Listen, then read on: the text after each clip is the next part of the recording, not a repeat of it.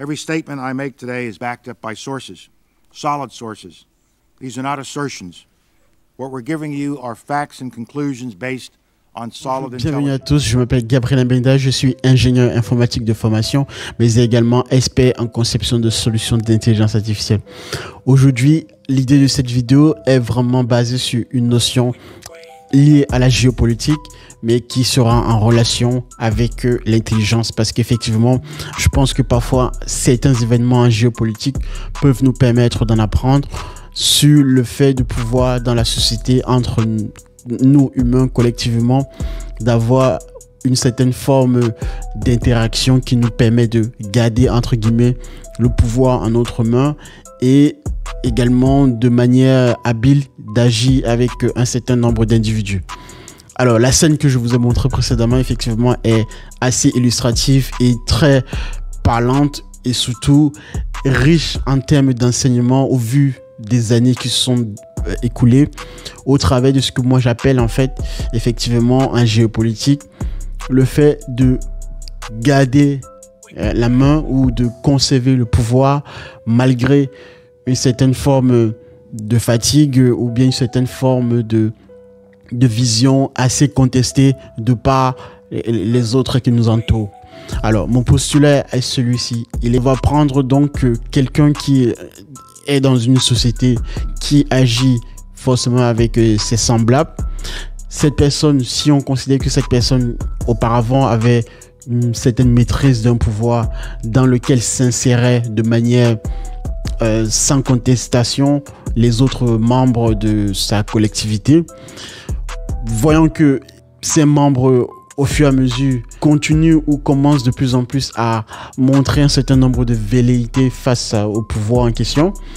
La question derrière et centrale derrière cet état de fait est de comprendre pourquoi est-ce que tout à coup, lorsque vous êtes leader, lorsque vous êtes roi, lorsque vous êtes chef, il vient qu'à un moment donné, votre pouvoir se trouve contesté par d'autres membres qui vous entourent.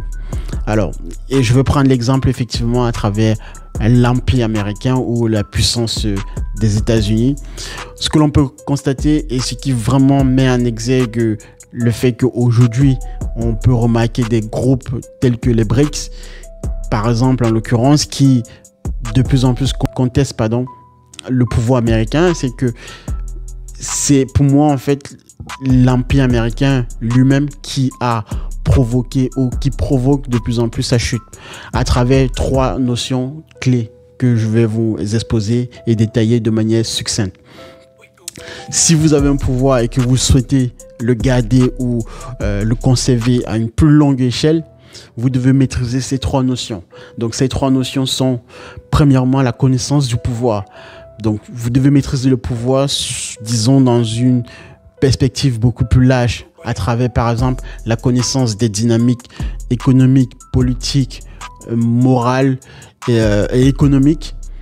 Vous devez comprendre en fait même les émotions à votre niveau d'individu qui peuvent sous-tendre la manière dont les individus qui vous entourent agissent.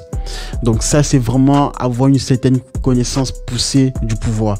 La deuxième notion est basée sur l'équilibre. L'équilibre en vous-même déjà, parce que ne confondez pas l'excès de confiance avec l'arrogance qui peut parfois être néfaste, enfin le plus souvent d'ailleurs. Donc vous devez maintenir une certaine forme d'équilibre à ce niveau-là.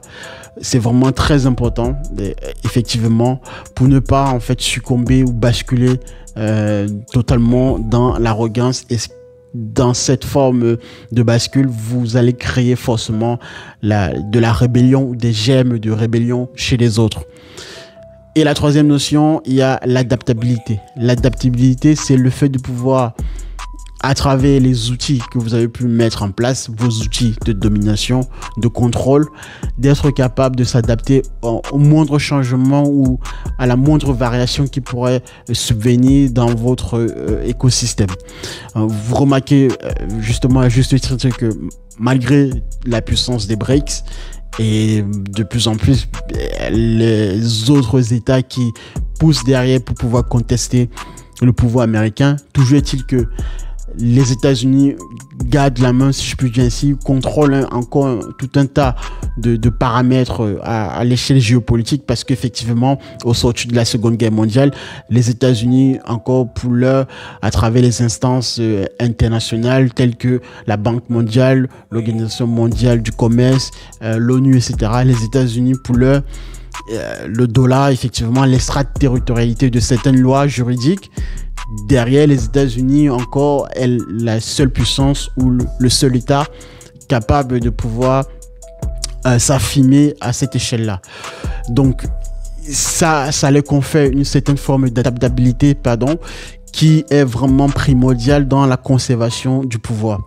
Voilà donc les trois, ou le triptyque dans lequel vous devez toujours vous insérer lorsque vous souhaitez, dans un collectif, garder le pouvoir. Si vous souhaitez effectivement, si vous vous trouvez déjà à la tête d'une organisation, ou bien si vous souhaitez arriver au sommet et garder le pouvoir.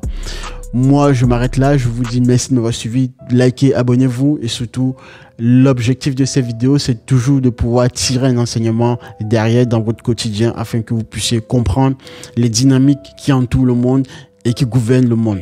Je vous dis à la prochaine et merci de m'avoir suivi. On se retrouvera pour d'autres vidéos explicatives très bref. Au revoir.